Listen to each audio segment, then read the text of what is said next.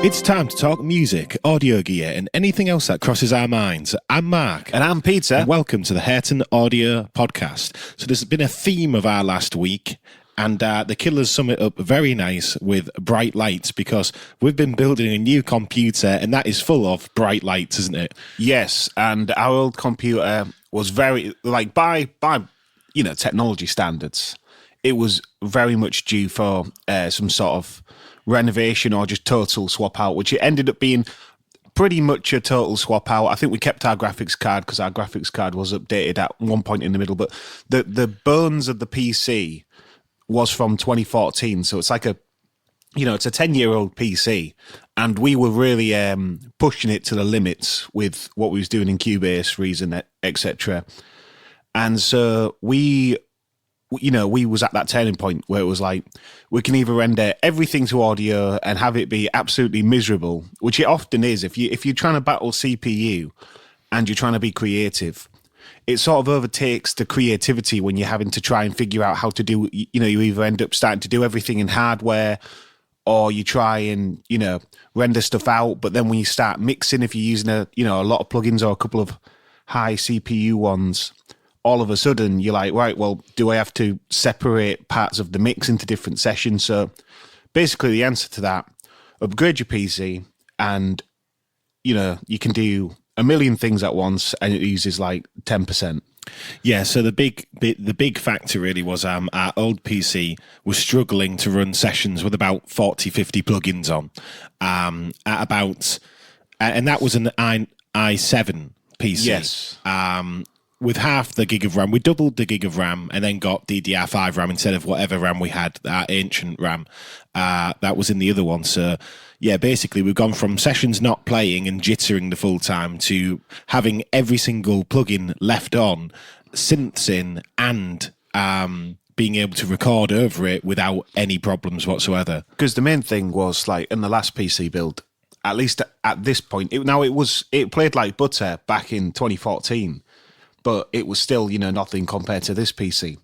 But ultimately, if we had VST synths or VST instruments running in the session, it was like, well, they have to be burned out. Yeah, and plugins, the CPU heavy ones have to be bypassed if you wanted to record anything over, because if you had anything like the Waves plugin, the Butch Vig vocals, that would just like absolutely trip out the CPU. Every time you went to record, it would just stop it. It basically slam the door in your face and say, no, you're not recording. So you'd have to deactivate the plugin, should I say. Yeah, bypassing wasn't enough. We figured out deactivating was the only way that it was actually going to work. So that was very fun, and obviously we've been reaping the benefits of having a up-to-date computer and being able to do lots of stuff without it jittering and crashing. But the other thing we've been able to enjoy this week is brand new music from the Killers, and we are both big Killers fans. We have been since Hot Fuzz come out. And Bright Lights is interesting because they've got, I think the first time since Run for Cover, they've got all four of the band members in. I believe Run for Cover had all four of them in. I believe a couple of songs on Wonderful Wonderful did, but it was very... No, because none of them really appeared in the videos. They appeared in the marketing, but again... There was very, very briefly, the guitarist and the bassist was very briefly in the video for Run for Cover. Well, oh, yes, I think you're right. I think it was. Because they did the press for that, because we had tickets for that tour, and they did the press, all four of them, They had all four of them on a banner saying, the Killers are coming to the UK. And then they're like, right, so I'm going to forget the names, but there's two of them. Dave Kooning. Yes. And then there's something Storm, I want to say. We tried. I'll Google it. Yeah, you Google it while I talk. But we know Ronnie and Brandon, but it's just because they've been swapping out, and, we can only speculate why... they both haven't been in the band, and they've never been formally removed from the band, which is a very new and common practice, I feel like, to have members who are band members but who just don't show up sometimes. So we have Brandon Flowers, obviously lead singer and keyboardist. We have Dave Kooning, hopefully I'm saying that right, on piano it says on Google. On piano? On piano, now, obviously on guitar. We have Mark Stormer. So I was close. Storm, you were sort of in the right place, yeah. I don't know how you pronounce it. It's like Stormer. Do you know what I mean? Because there's an E in there. Yeah. Bass guitar. And then you have Ronnie Vanucci Jr. on drums. drums. That is the lineup, and that is what people consider the classic lineup. Obviously, like when we've gone to see the Killers, there's like 8 people on stage. There's different guitarists, different bassists. There's always like they've got like a core live band, and then they've got like the Killers as they are. And like I said, this is very popular for new bands to do for some reason. They seem to say our lineup is the debut lineup, and you go, "Where's the other two?" And they're like, "Don't worry about that. Don't worry about it." And in all fairness, the live touring band for the Killers were fantastic both times we've seen them. And what I really do respect is it looked like the same band. Definitely, guitar player and the bass player were the same from years and years apart. Like, so that they must have just had a very consistent thing of right. If we're gonna have like the main lineup sort of drop in and out a bit, let's make sure the touring band is rock solid so people can't just, because I suppose it becomes a weakness thing if they've got people flying in and out of the band. Yeah, people start to doubt what's happening. So I think it was good of them to. I know one of them was is it Ted Salby? I can look if you want. Because he was promoting some solo music as well, but they're great musicians, both of them. And what I do think is cool is that they appeared in a lot of the videos as well, which is a nice like tip of the hat to them to say, look, these guys are keeping it going. But back to the main lineup, it almost feels as if neither of them could be in the same room. And obviously we can only speculate on why. I'm assuming that it's something to do with scheduling conflicts. I know some of them went into education, pursued solo stuff and all sorts. But it's quite refreshing to see all 4 of them, like in the Bright Lights video, all 4 of them are there. And it feels like the first time that's happened maybe in like 8 or 9 years. And I do think, like, I really, really remember Wonderful, Wonderful. It felt like such a long time between that and I can tell you in a second. Day and Age. Right. So I can't believe you actually got Ted Sablé right on lead guitar. Yeah. Like for this touring band.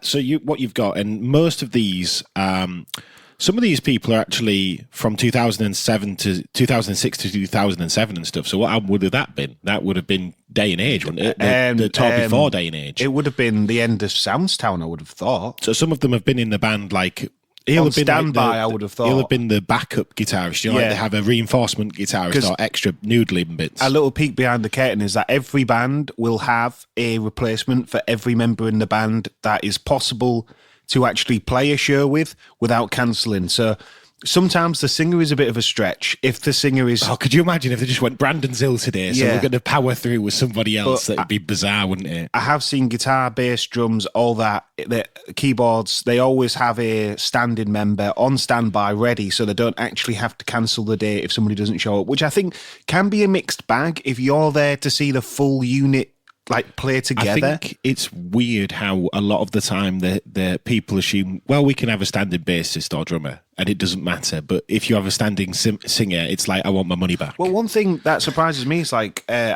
think I remember What the Moon one time had a standing guitarist for like a couple of shows. And it's like, can you imagine that in the 80s? Can you imagine in the 80s? Slash just isn't there. Yeah, there's no Slash or there's no like Neil, Sean and Jenny. People would be like outraged but I think it's like, at that time, the guitar was something that was, in a way, more important than the vocals to some people. Yeah, because they often swapped out the lead singers in the 80s bands a lot more frequently than they did the actual band members. Yeah, because a lot of them bands, it's more the guitarist's band. So I think that's why that's less common. But anyway, let's shout out these live touring musicians who have been in the Killers for ages, most of which, I think every single person apart from one or two of the backing vocalists have been in since 2017 and 2018. So we've got Ted Sablé on lead guitar. We've got Jake Blanton on bass. We've got Robbie Connolly on keyboards, rhythm guitars and stuff. Taylor Milne on rhythm guitars. And then we've got Erica Canali on backing vocals, Nikki Egan on backing vocals, and Miranda Jeune on backing vocals, two of which have just joined like last year. Oh, yeah. Yeah, the names are all like... Keeping you on your toes. Keeping me on my toes. But yeah, I was going to say, what's really nice with the Killers, right? What I've really appreciated with the Killers, particularly after the 5-year slog after Battleborn, because it took forever for them to put something out after Battleborn, is that they've released just a lot of music recently, which has been really, really nice. Because I worried with a lot of the bands that they would get to the point where they're like the classic rock bands, where it starts to become, all right, 8 years, 9 years, 15 years, between releases. And that, just like GTA 5 and 6, it isn't sustainable for a fan base to keep up with that. Well, yeah, because you have to, like, in 5, 6 years, I know this sounds cliche, but some people are like, I could be a whole different person, or, you can radically change your tastes and interests in 5 or 6 years. And, so you can be in a completely different world situation in 5 or 6 years. So I think to say, like, to a fan base, hang around, it's a bit sad, really, because I feel like if you're a big fan of something, you want, like, I think it's a hard ask to ask for something yearly or every year. But I think every 2, 3 at a push is it's nice to get like a breadcrumb, even if it's like a single. I really appreciate some of the older bands, some of the classic bands like Guns N' Roses and Motley Crue for just teasing a single. They're like, you know what? An album seems a bit tough, but here's a single. And you're like, you know what? That's nice. You see, with the Killers, this is what I was talking about the slog, because you had obviously Hot Fuzz 2004, Sam's Town 2006, Day and Age 2008. So you're like 2-year regular intervals. Then it's like it goes from 2008 for Day and Age. I think I said 2006 twice, didn't I? Because I was just looking, going, I never said 2008. Day and Age is 2008. So yeah, you've got 2004, 6, then 8 for the first 3 albums. Then you have to wait 4 years for Battleborn. And then after Battleborn, you have to wait 5 years for Wonderful Wonderful. So that's, like 2008, 2012, 2017. So the problem with Battleborn is for the period of about 9 years, that is the only album that comes out. I think a lot of people today will forget, or they may not have been aware, that the Killers sort of like just disappeared. Like when they came back and did Wonderful Wonderful into Imploding the Mirage. Yeah, which was 3 years after Wonderful Wonderful. And then obviously because of COVID, Pressure Machine came out a year after Imploding the Mirage. Yeah. But you got to remember, they've had direct hits, which had 2 big songs on. Shot in the Night and Just Another Girl was massive on radio and stuff. Yeah, they were massive. And then they've had their new greatest hits come out with an additional 3 songs, and people seem to really like Boy, Spirit, and This Side of Town. Boy was like a US like record-breaking song, I think. So because of those 2 greatest hits, they don't have as long as a gap, really, because they always feel like they've got new music coming out. And I think that's really worked to the Killers' advantage. It's a bit like Dua Lipa, where if you look at the singles that are hits between her albums, it feels like she never goes away, even though there's like big years between the albums, yeah. But she's very, I don't know whether she's very good or very, happenstance lucky to feature on so many massive singles between those albums, because if she didn't feature on those songs, would the second album have blown up like it did if Electricity and a bunch of songs didn't come out? This is about, when they're talking about building momentum, this is why a 5-year gap of no music from an artist, like no featurings, no collaborations, no anything, is such a killer, because you need to be strung along even in between the albums. And obviously the market's changed, so instead of expecting an album every 5 years like we was in like 2005 to 2015, with streaming you want something every other year. I mean, some bands are really, well, not bands, but some artists are really good at putting something out every 2 or 3 months. I mean, the K-pop artists as well are just relentless in their like release cycle, which is what you want, because if you're a fan of something, you want a lot of content. Yeah, I mean, I think Stray Kids have released like, if we're looking at from from Pressure Machine to now, Stray Kids have probably released about 15 releases in between the Killers releasing theirs. And obviously it works because people want more. I mean, the problem with this day and age, pun intended, is that people can't get enough of anything, because you're always looking for the next thing, and nobody can enjoy, sad to say, nobody can enjoy what they already have, because you're always looking forward to the next thing. Yeah, I do think that's partially like to do with the way music is consumed, and it's to do with media. I think the full idea of, well, why would I watch that series again? I've already seen it, like on Netflix. And you're like, well, back in the day, you used to watch Friends over and over and over again because there was nothing else on.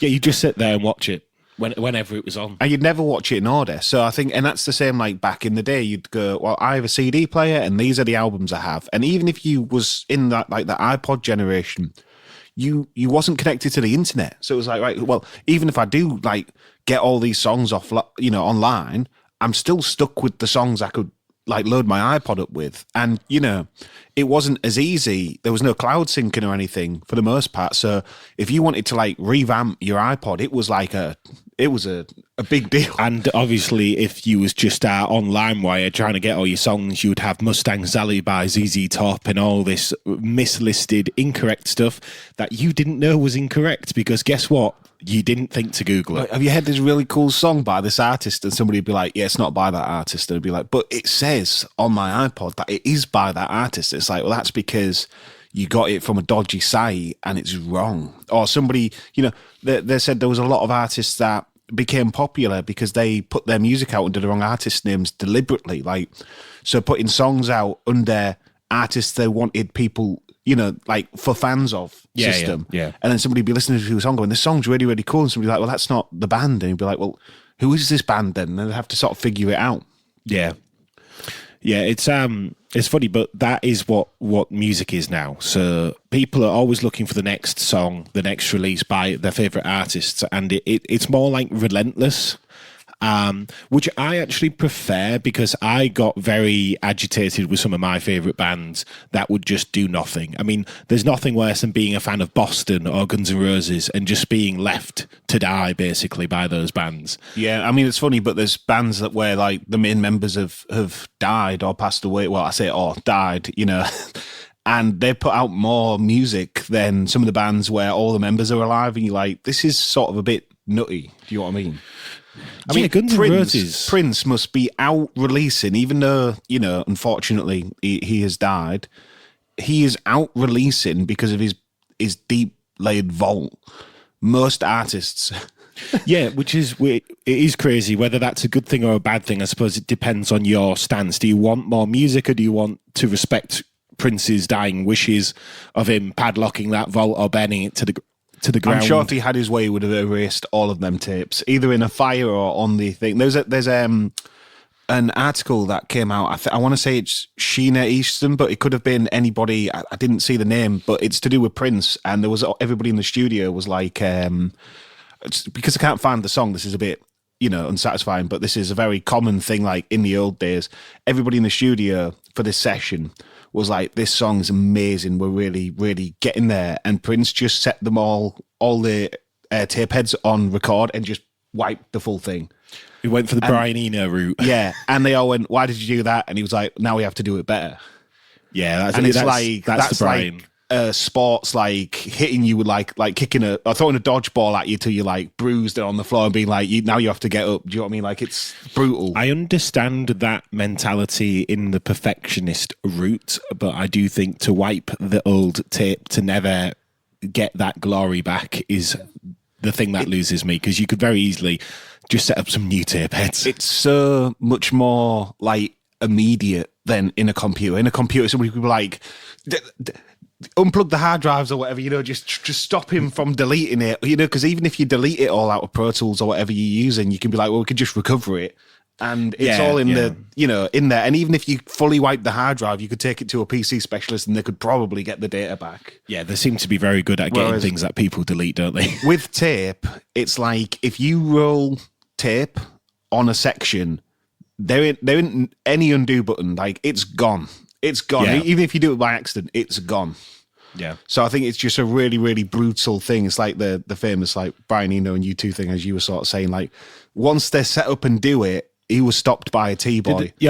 Was it a T-boy or was it Flood who was a T-boy at the time? I believe it was a T-boy. Yeah, because Flood will have been one of the producers on that album. Flood produced that, I believe, as well. So, it was a T-boy who just like miraculously decided he'd risk it all and like tackle Brian Eno or whatever he did, restrain him, stop him from getting to the tape. Yeah, to be honest, he was well above his pay grade. Oh, yeah. But I mean, I don't really understand how they could record The Streets of No Name any better than the studio version, because the intro has a certain magic about it. And I feel like if they wiped it, they would have never recovered it. Because for anybody who's tried this, it's very difficult to re-record a song exactly the same. It will never be exactly the same. Like, we've all heard, like, say, Def Leppard or Starship try to re-record, even Taylor Swift. I was going to say Taylor Swift there. There's songs she can do where it helps if it's more performance-based, it leans into it. But 1989 and everybody that I've talked to is sort of very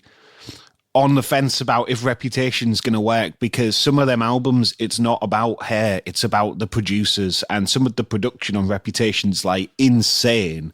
So to have she'll have a crackpot team of people trying to unpick this masterclass of a production, and it's hard to reproduce something. To make it sound like a one-to-one, because Def Leppard tried this with Hysteria, like I'm sure we've said, and they didn't get very far, and it's kind of like is like spot the difference with whenever people actually re-record songs, and you know, when they do it faithfully, because this is the difference. There's re-recording a song in a different iteration, and there's trying to recreate one for one the sonic identity of a song that has been previously recorded. It seems to be mission impossible, because you can never even truly get any of the turns, any of the mics, like unless you're using drum machines and serum presets, it's very difficult to recreate it one-to-one. I think that's when they were saying about 1989, they did it all on a Juno, but I believe they'd done a lot of it on a Juno in the first place, because if they hadn't, number one, that wouldn't have worked, but number two,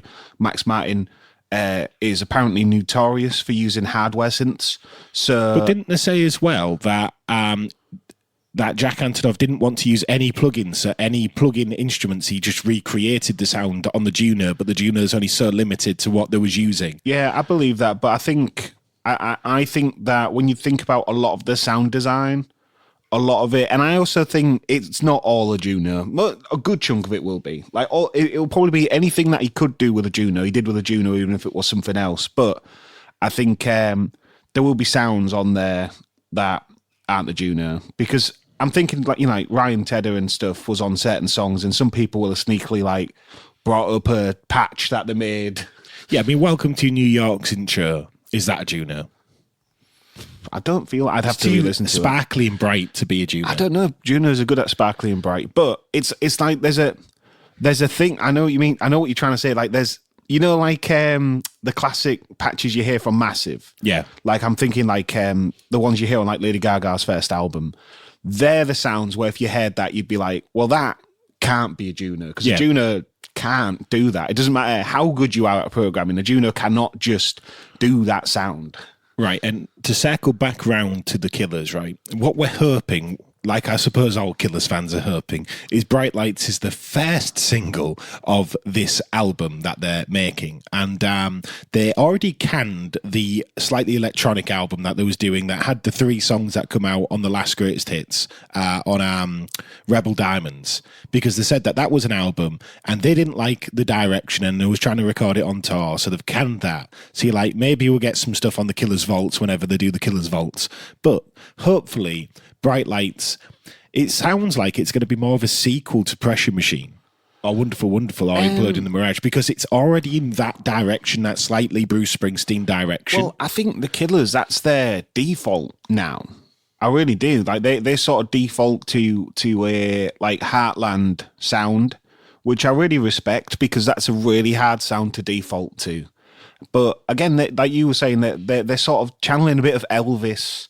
Yeah. They're channeling a bit of Bruce Springsteen. The music video, obviously the Vegas connection definitely makes it easier to draw this connection, but just the way it's posed, the way it's filmed, it's very reminiscent of Elvis in Vegas. It's very, very razzle-dazzle, and even the songwriting is like razzle-dazzle. Like, they've got the bridge, the big bridge with the gospel choir section. That's very, very... that Elvis really made use of that when he was doing Vegas, having that full choir and having them all, you know, do the church thing where they're all getting call and like, response. Yeah.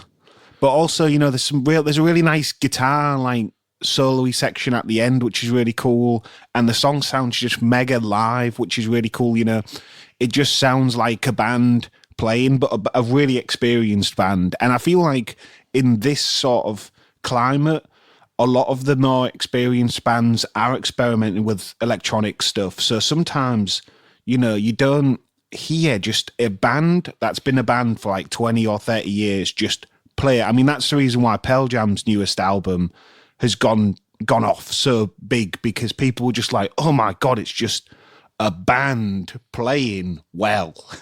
And also, it is interesting because that's probably why the electronic stuff like Boy and Your Side of Town didn't work as well for the band, because maybe Brandon liked it and that they was doing that like synth pop thing that they've done solo and stuff, like Brandon's done solo.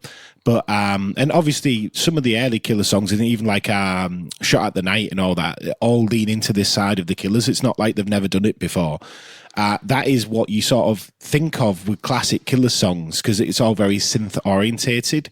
But they seem to have traded the synths out for like, I don't know, what would you say, just pianos and stuff, or just full band, big band instrumentation. The Heartland stuff does have like 80s keyboards in, doesn't it? Yeah, it's all in the 80s, so I suppose they can sneak those keyboards in. They're just a little bit more subtle. What I'm thinking is maybe they knew that they had the Vegas residency like for a while, and maybe they was thinking, oh, do we want to be touring these songs that are all on drum machines and synthesizers? Well, that's it. That's sort of what I was trying to get at, because obviously it's very hard in a band environment for them to perform those songs, but also it can be jarring if you're expecting, like, because they've done Pressure Machine and they've done Imploding the Mirage and they've done this thing for like a few years, it's very jarring if you're expecting that and they come on and they've all got keyboard podiums, and it's very electronic, particularly when they're in Vegas and they're doing this. Like the Killers, like you said, they've almost swapped out their new material for having this type of sound that you would associate with Bright Lights.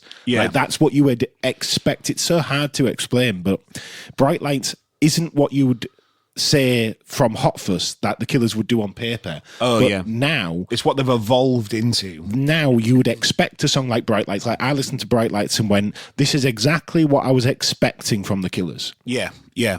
Like, not in a way where it was, oh, this is disappointing, but in a way where I was like, yep, they're hitting all the things. It's really big. It feels very grand. And very, very like the Killer sort of special brand of cool with the desert and all that.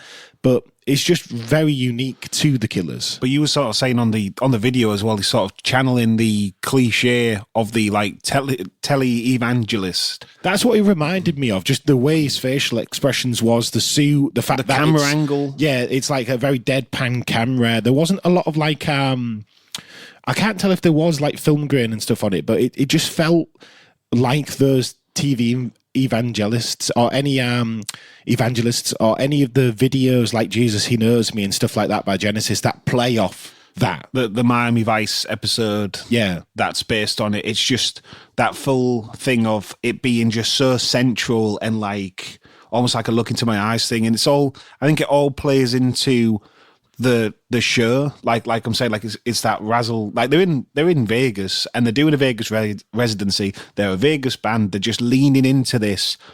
You've come to see us. This is a show. This is a show, yeah, which is really cool because, like, you know, a lot of bands are sort of being overly authentic, and sometimes you're like, isn't it refreshing for a band just to be like, yeah, you've come to see us and we're going to put on a show, like a show. Yeah. Not like we're going to play good or whatever, just we're going to put on like the best show you've ever seen, sort of. That sort of feeling like emanating from them is just really refreshing and really like not of the time. Like I think all the music of the time, even more so, like I felt like it was like that in the 2010s, but the 2010s also had all the ridiculous like party dance music that was really fun and in your face and over the top, that sort of, yeah, this is going to blow your face off. It's so ridiculous, you know. But now, like, a lot of the pop is very authentic leaning for the most part, and, you know, everything's just trying to be almost too relatable, and sometimes it's nice to have a band like the Killers offer you, like, an escape. Yeah, because I feel like it's authentic in authenticness, like at the moment, because it's like, yeah, well, I'm authentic because I chose to use a drill beat from Splice and rap with autotune on it. Do you know what I mean? Yeah. It's like that sort of thing. It's like I made this in my bedroom authentic. Yeah, and that's the thing. It's not to do with things not being processed. I mean, it's almost like at this point, it seems bizarre to not hear processed stuff, and everybody's super processed. But like you say, it's that, oh well, it's because I recorded this in my bedroom. That's why it sounds like this, and that's why it's so underproduced in a way, you could argue, because it's crazy. But slapping live autotune on is underproduction, because if it was overproduced, it would have been gone through with a fine-tooth comb, and you wouldn't even really be able to hear that it was corrected. Yeah. So like that hard auto-tune sound, I would almost argue is underproduction at this point, which is like a head blagger, because that is the complete opposite to what it was like when auto-tune came out. Yeah. But now, if somebody's really been processed, it's like invisible. Yeah, you won't be able to hear it. It'll be like not to use Owl City, but it'll be like Fireflies, where a lot of people wouldn't be able to put their finger on it. What they're hearing. Yeah, they'd say, well, it sounds wrong, but it doesn't sound autotune because it's gliding up naturally. Yeah. And that's the sort of thing, like with autotune, you expect a certain thing. But that's been our thoughts on Bright Lights and other things. And we're very excited for the Killers' new music, obviously, and we're looking forward to hopefully there being an album. Let's hope it's a big album with lots of songs on. 20 songs. Yeah, 20 songs. I'm hoping there's a bit of variety on it, but obviously I wouldn't be upset if it just sounded like Imploding the Mirage or Pressure Machine. I really like Pressure Machine for some reason, even though it was like a really subdued, like folk orientated album, if you know what I mean. Like it was coming from that sort of direction. Yeah. It was just, I really like what the Killers are doing. And I'm excited that they've got new music coming out, because we are due it, because it's been 3 years since Pressure Machine as well. Yeah. So, are you excited about the Killers' new music? If so, let us know in the polls and stuff. And thanks for listening, everybody.